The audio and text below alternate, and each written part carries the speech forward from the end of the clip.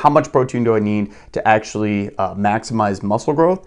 And if you are somebody who's trying to live the most fulfilling life, if you are trying to get the most out of your overall fitness and health, you don't need to be looking at increasing protein for muscle mass as it's going to get you huge, it's going to get you bulky.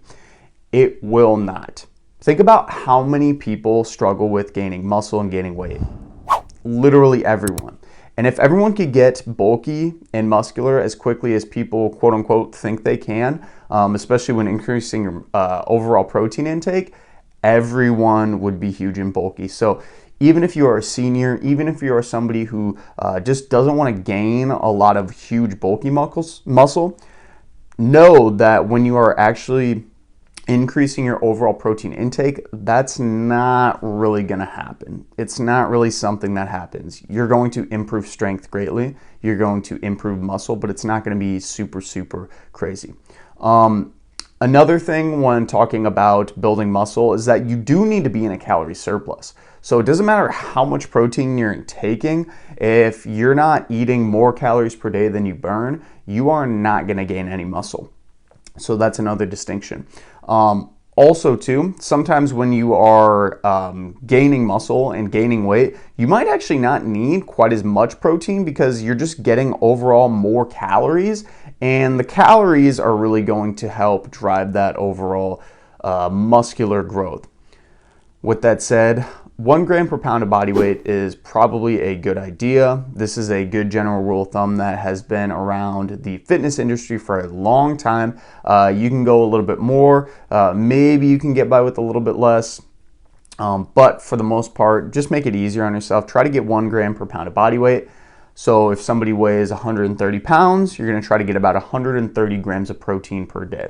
That's gonna set you up really, really well for overall muscular development and building some good muscle for yourself. But I do want to say too, more protein, as in if you go beyond that 1 gram per pound of body weight, does not equal more muscle. So there is kind of a point of diminishing returns, and that point of diminishing returns for the most part is about that 1 gram. You can get some more benefits from eating a little bit more, which we'll kind of talk about in this next section. So if you're trying to maintain the overall amount of muscle that you eat, or maybe you're actually losing weight, you do need to increase your overall protein.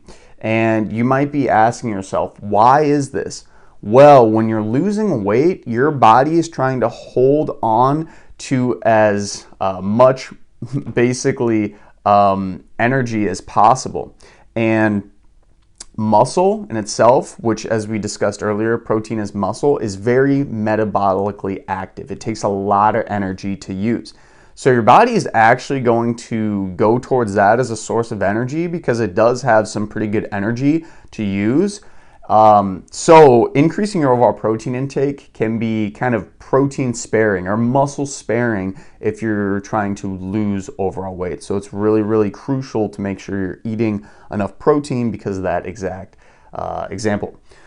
So because of this, I usually tell people about 1.5 to 2 grams per pound of body weight. So that's a lot more than we were discussing earlier. And this is probably going to be a lot more just in general. If you're ever just getting into fitness and health, you probably realize, man, even just eating 1 gram per pound of body weight every single day is pretty tough. So this is really going to help with overall weight loss. It also does help with